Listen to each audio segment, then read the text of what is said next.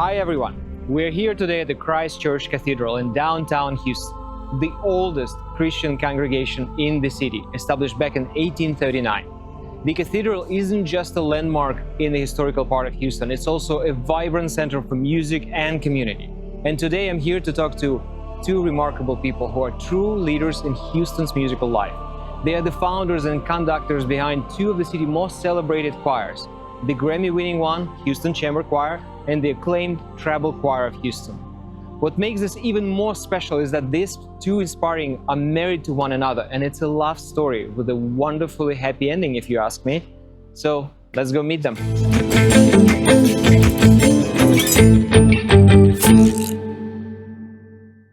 We're meeting our guest today, Robert Simpson. We're meeting in his office. His renowned and amazing work he's done in his lifetime. Robert is the founder of the choir, and we're going to talk about the Houston Chamber Choir a little bit more in details. Robert, it's such an honor to meet you. It's an honor to be here. Thank you so much. I have to say that when I learned about a Grammy Award that you received a few years ago, I was so surprised. All I knew was pop music, and I'm hearing the Grammy went to Beyonce or someone else. I understand that.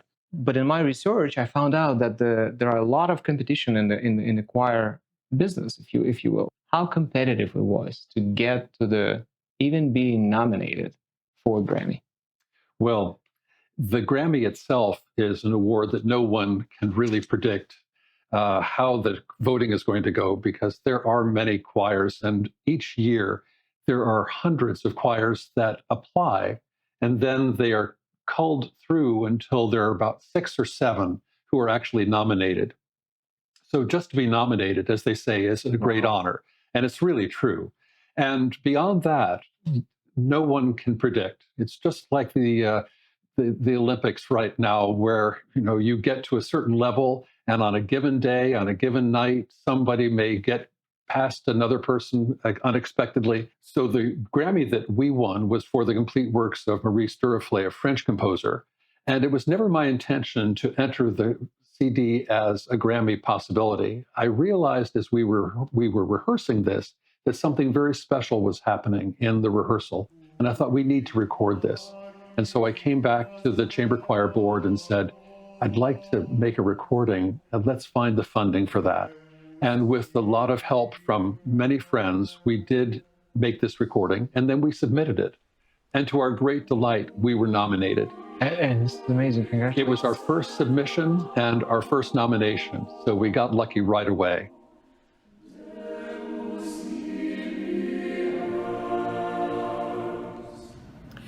I'm excited about the Duruflé recording because it's an incredibly treasured and loved group of compositions, and it's a wonderful opportunity for the Houston Chamber Choir to spread joy, love, and music throughout the world. We're about to start our second evening recording of the choral music of Duruflé. This is music that is so suited to this room, to this organ, to this organist, and to this wonderful choir. We just can't get enough of it, and we're starting with the In Paradisium, in Paradise. That's exactly where I am right now.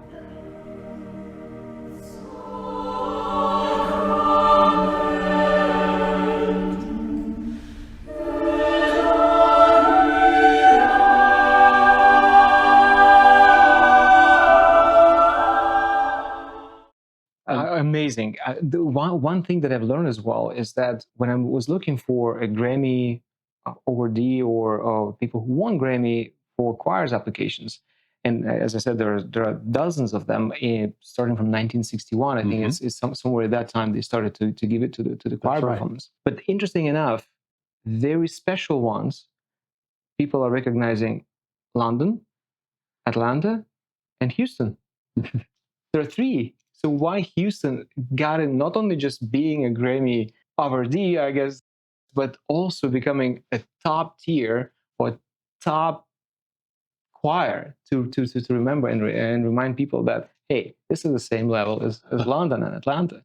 Well, that was my ambition. I actually came from Atlanta. And while I was there, Robert Shaw was the director of the Atlanta Symphony Orchestra, and the great 20th century choral conductor of America, Robert Shaw.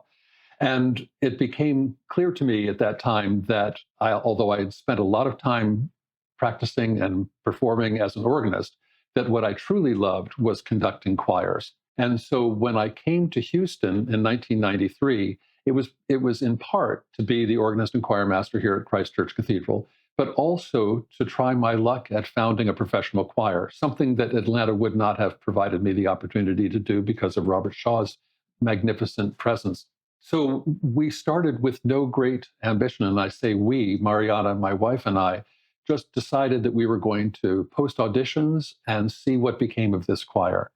But Houston is a very unique city in that it has wonderful universities that attract many talented musicians. And many of those musicians stay and find Houston to be a great place to live and to work. And so we were able to form a professional choir from those who lived in Houston. There are some professional choirs that are based on bringing singers in from other parts of the country, and they come from Boston, Los Angeles, and they're handpicked as the finest singers available. Mm-hmm. But I decided that what I wanted to do was create a family. I wanted to have people who came together at the beginning of the season, worked every week together throughout the season, so they got to know each other, their musical habits, their strengths, their weaknesses, and how we could work together to make the best ensemble possible. And so that's what we have done over the years. And from audition to audition, each year we re-auditioned, understanding that we're very loyal to those who have worked hard for us. But at a point where we needed to make a change, we weren't afraid to do that. And so little by little, the ensemble became better and better and better until we arrived at a point in 2020 when we were able to make a recording that won a Grammy. So let's go back to January of 2020, the night off. What was going on in your mind, in your soul, in your heart? And what was going on? Well, it was a surreal experience. We had no ambition. We had no real serious thoughts of winning. It had been our first nomination. I had told myself that the nomination was the key thing and that the Academy would expect us to come up with another Grammy-level recording, and then maybe we might win. But we would have to show that we could do it more than once. So we went in with the very best of possible attitudes, being, this is exciting. We're in LA. There are stars all around us. We're in the mix of a world we never expected to be in. We took several of our singers. Mariana and I were there, of course, and several of our singers were able to go. And we were just having a wonderful time. And so it came to the time when the best Grammy for recording of choral music came about. And they listed all of the nominees. And when they came to us, they said, Robert Simpson conducting the Houston Chamber Choir, complete works of Maurice Duruflé. And the Grammy goes to Duruflé, complete choral works, Robert Simpson, conductor. And then as the nominations, as the winner was announced, they said, the complete works of Maurice Duruflé, Robert Simpson. I stood still. I was waiting for Robert Simpson. I was expecting the first words to be the way they had announced it as the nominations. And it wasn't until I heard a squeal from Mariana that I came to and realized, yeah, they just called us. That's amazing.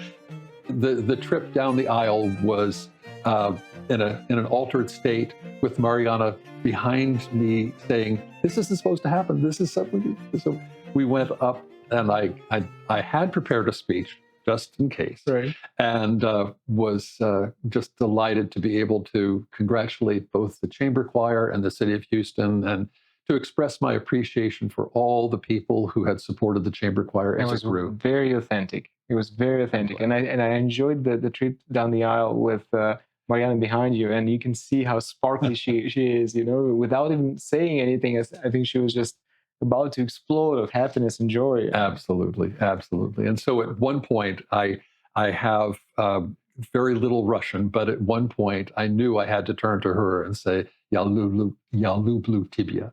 And she squealed again, and just delighted that I was able to tell her I love her in her native language and thank her in that way for all that she has meant to me. So how well do you know Russian? I don't know Russian well at all. Okay. I can say "das vidanya" and Нет, да. "da." Yeah, exactly. Okay. No, I had started to study Russian when we first married back in 1994, and I was very diligent about it.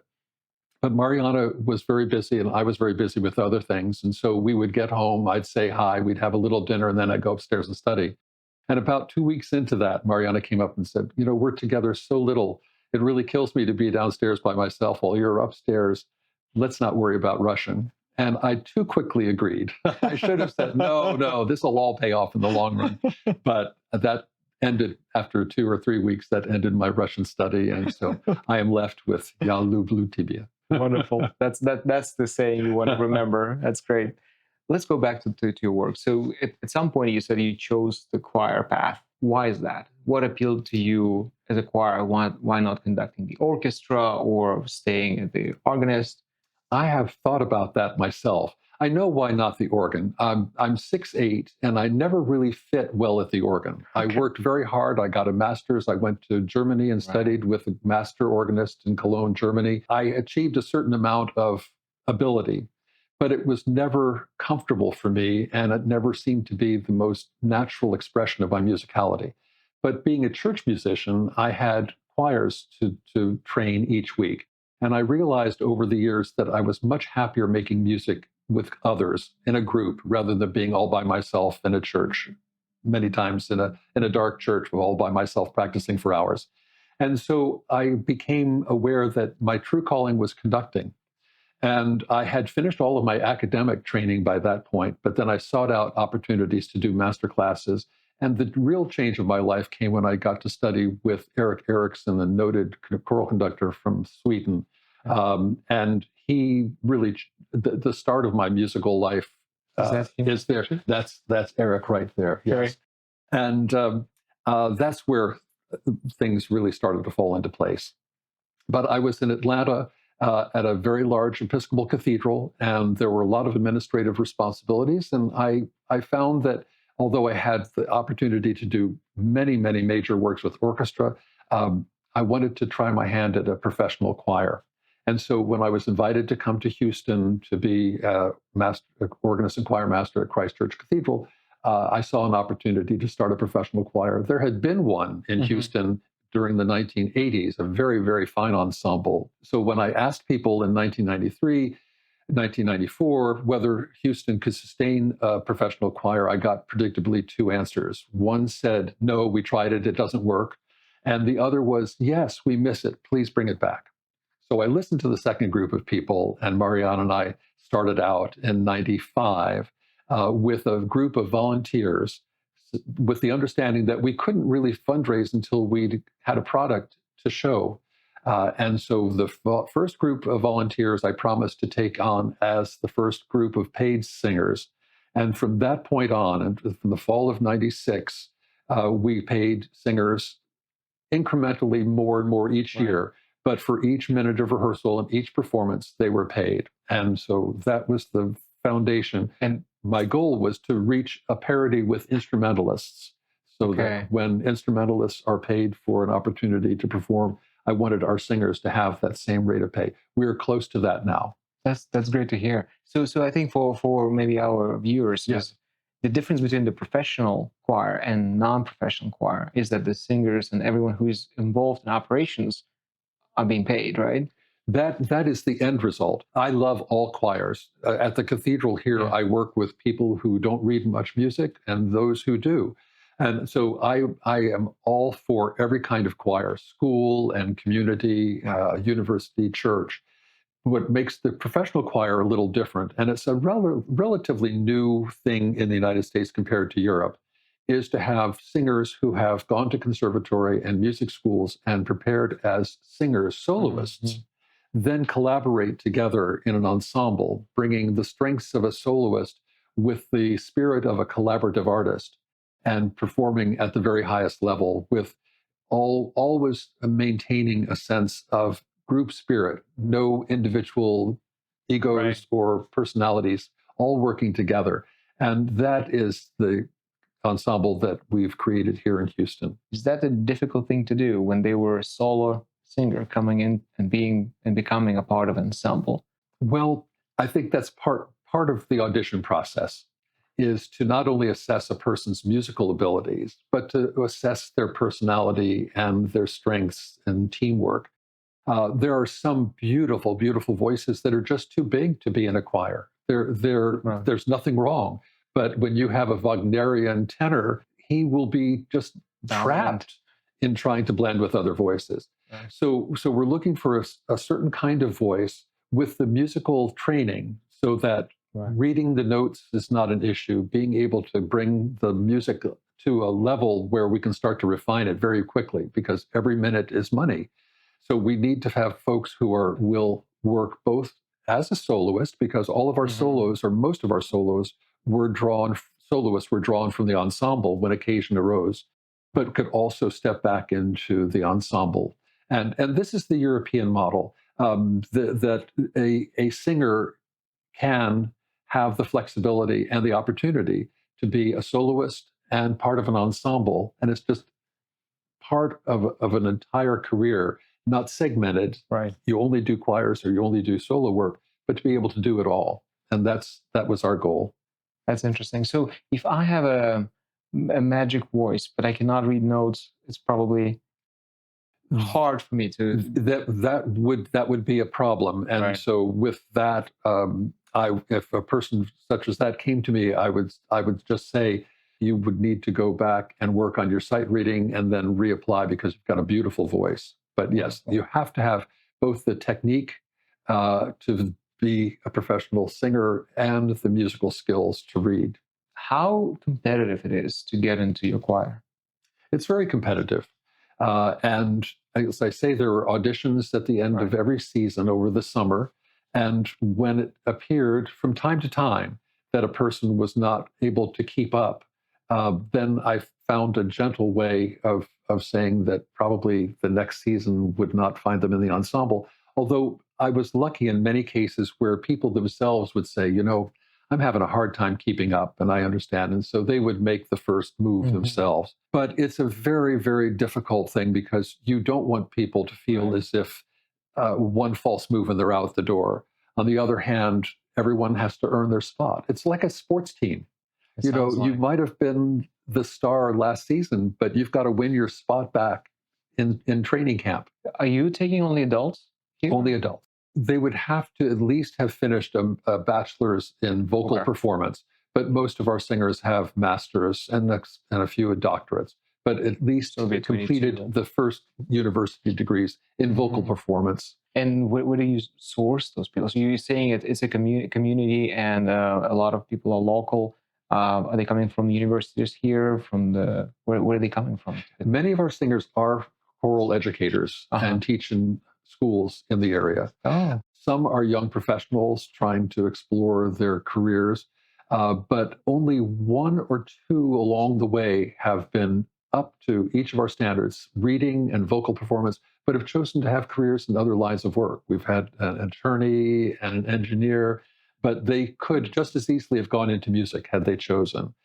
So you don't have to be in music. You just have to have the skills of a professional musician. That's phenomenal. That's phenomenal. So going back to the choir and founding it, when you got this support, you said you had two options, and half of the people were saying no, we don't need it, and half of the people said yes.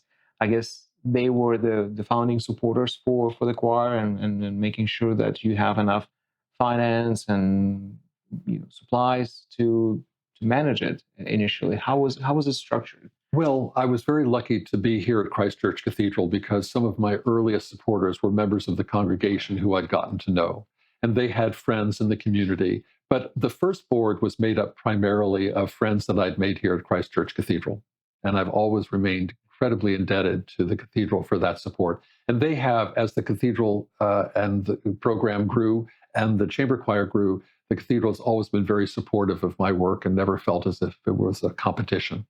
But from the beginning, funding the choir has always been, for me, the greatest challenge. I came to the chamber choir at the age of 42 or 43, and I'd already had a fair amount of experience and success as a musician. but I had no experience with fundraising, writing grants, doing all of the things that are required to keep an organization healthy. And I hated to ask people for money. I just hated it.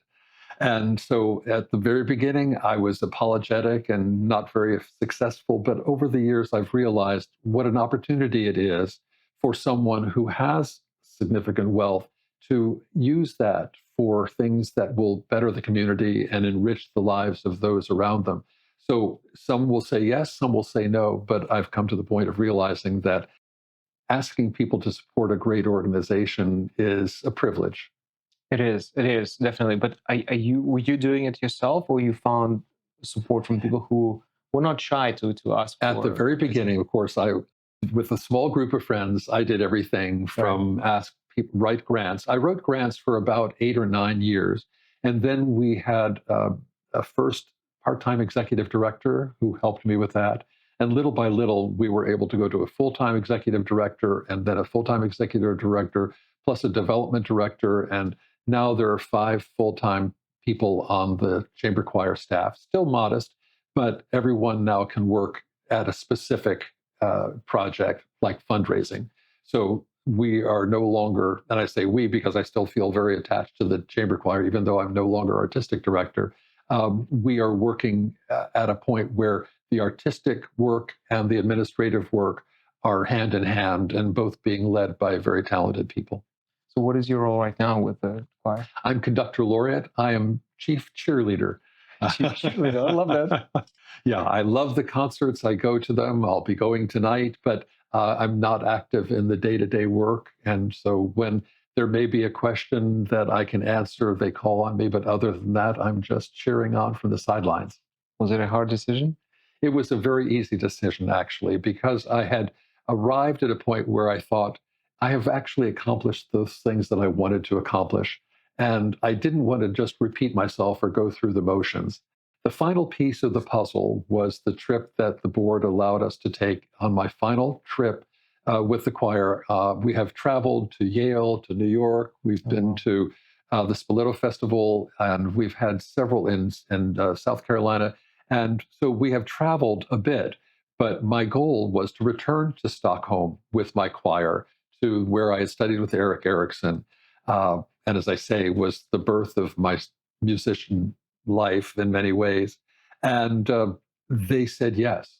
So last June, we took a trip to Estonia, Latvia, and Sweden.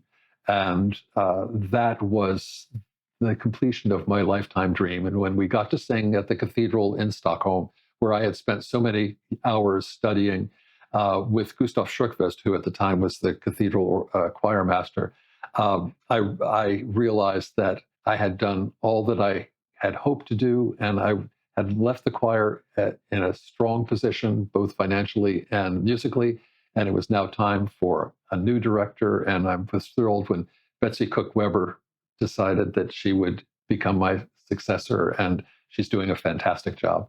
Well, congratulations. I think it's a phenomenal story, and I think the way you closed the loop, you came back where you started. I think it's a interesting story. Yeah. I think it's an interesting. I don't want to say it's an ending or a finish. It's not, but it's kind of a huge milestone and huge signal that you've done it. You've made it. You're here with such a successful choir. So when you were there, back in Sweden, in Stockholm, how was the audience? How did they perceive Houston choir coming in and performing there? It was an interesting experience. We have won a Grammy, and we're well known within even the international choral world, but we're not a household name. If any choir is a household name, we don't have the name recognition of many of the other international choirs, like the Tallis Scholars or Voces 8. People who came to hear us were there more out of curiosity. And the applause at the beginning of the concert was very polite. They were just neutral, okay. But we gave 4 concerts and got 4 standing ovations. And so each time we won the audience over. And I had to reflect on the fact that when I was a student in Stockholm, I had felt that there was something very, very special about the choirs in Scandinavia. The Swedish, the Danish, the Norwegian choirs are very unique in their sound. And it really, I think I'm fair to say, goes back to the sound that Eric Erickson created with the Swedish radio choir. And so I find that as I've listened over the years, the choirs that impressed me the most are the ones that came from that part of the world. And so it was one final test to be able to go back to that part of the world and measure up. And the fact that the people stood at the end is less important to me than the expression on their faces. They heard our music, they felt our music, even familiar with what I consider some of the world's best choirs. We still made an impact on them, and that was big. Congratulations! Such an honor. Bob, you founded something that is everlasting, I guess, your work. Now you stepped kind of away a little bit from the day-to-day operations of the choir, and it's living on its own life. And it has a different leader right now. But as you said, you left it financially and musically and artistically very, very strong. So it's gonna be here when you're not gonna be here. And that was my whole point. As I started, one of my early points that I made to prospective donors is that I am not building this choir for me. I'm building it so that professional choral music becomes an ongoing part of Houston's cultural life, well beyond my personal participation. So this has always been the plan, that I would do it and I would try to prepare for years and years of success. But when I stepped away, that was just the natural progression of things. And Betsy will do a wonderful job until she steps away, and then her successor will come in. It's my fondest hope that just as the Houston Symphony has a series of conductors, each one brilliant in his or her own way, but there's never any question about the longevity of the Houston Symphony or the Houston Grand Opera or anyone else. Right. The natural progression of things is that directors come and directors go, but the ensemble continues. And that's what I want for the Houston Chamber Choir.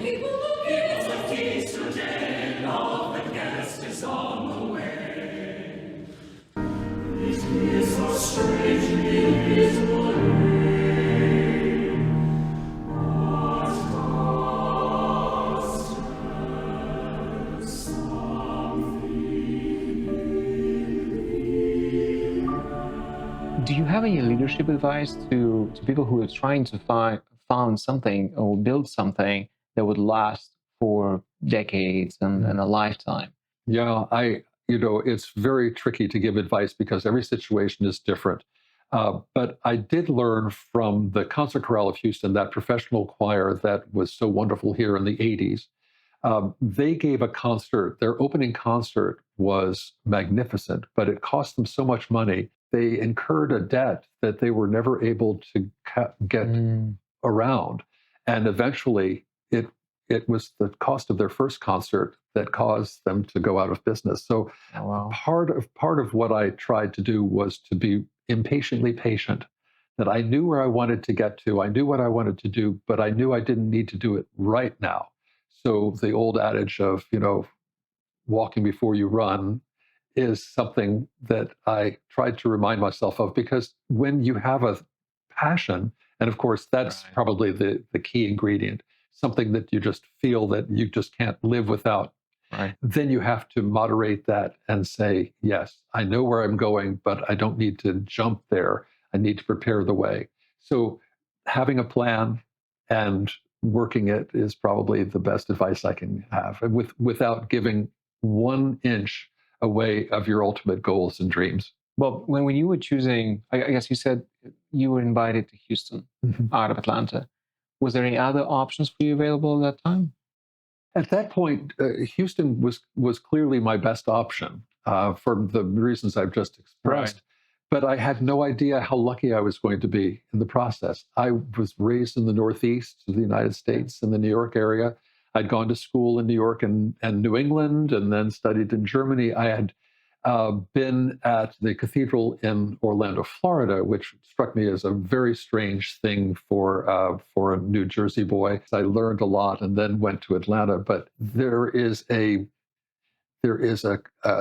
sense of encouragement and support that Texans have, and particularly Houstonians, that say, okay, so you're not from here, but let's see what you have. And if you can offer something important, they'll support it.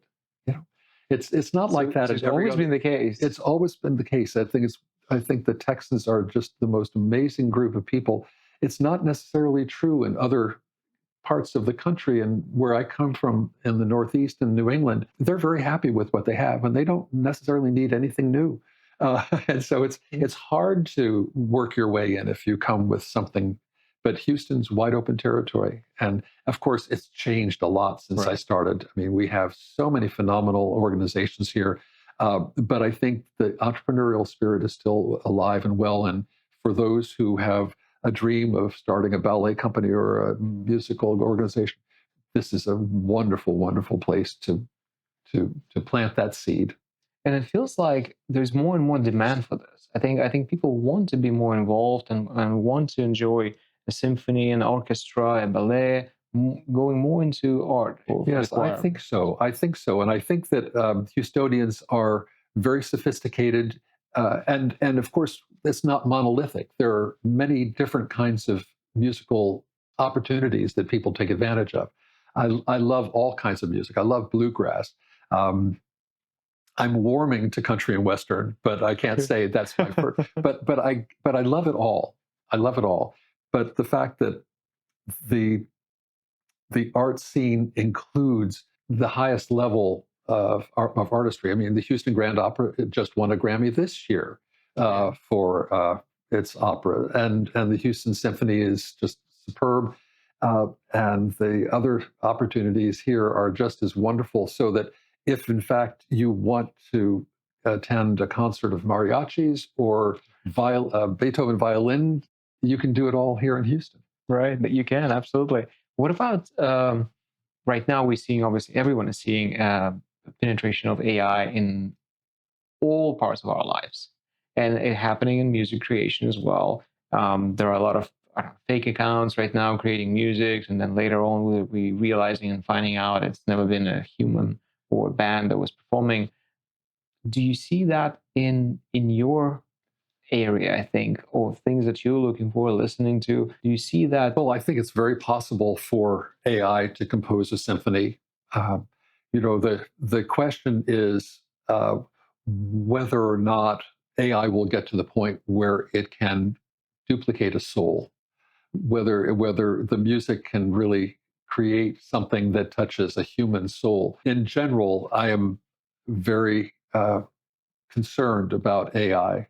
I think that there are now voices coming up out of the leadership of AI saying this technology has tremendous benefits, but also perhaps could cause us to lose the world we now know. So as an individual, I'm very concerned that AI be used and developed. I think there's no way to stop it, but I think given human nature, there's never been a scientific advance that hasn't also been used by those with bad intent against the welfare of humanity. So that's going to be the challenge. How can we regulate it? But I think there will always be composers who can't be replaced by AI, and performers. AI won't be able to dance. It may be able to create a work of art in one way or another, but I think that it will not have the soul-to-soul communication that one human has for let's another. hope not, because I think, yes, it's going to be devastating if it would, right? Yeah. Changing topics. So you had a fun retirement party, we've heard, when you were leaving. Yes, from the chamber. So what was happening that night? Well, we had a big party. Friends and family came in from all over the country. We had people who professionally I'd known and really admired come in. And it was after our final concert, the concert was called Gather Round. It was my hope, and it turned out to be true, that singers from throughout the 30 years would return and join us on stage for some final pieces. The chamber choir was on the verge, or on the eve of its tour, so we sang our tour concert. But then the stage was filled with singers, some of whom actually started the choir with me in 1995, 96, came from other parts of the world to come back. And we just had a party. We had a family reunion, gather around, and it couldn't have been more satisfying. And then to be able to take that trip, the conclusion of my tenure with the chamber choir was magnificent in every way. So Bob, when you were leading the choir for 30 years, and when you were leaving, how the founders or donors reacted to that? Yeah. Well, the succession plan had been a topic of conversation for some time, but the board worked hard.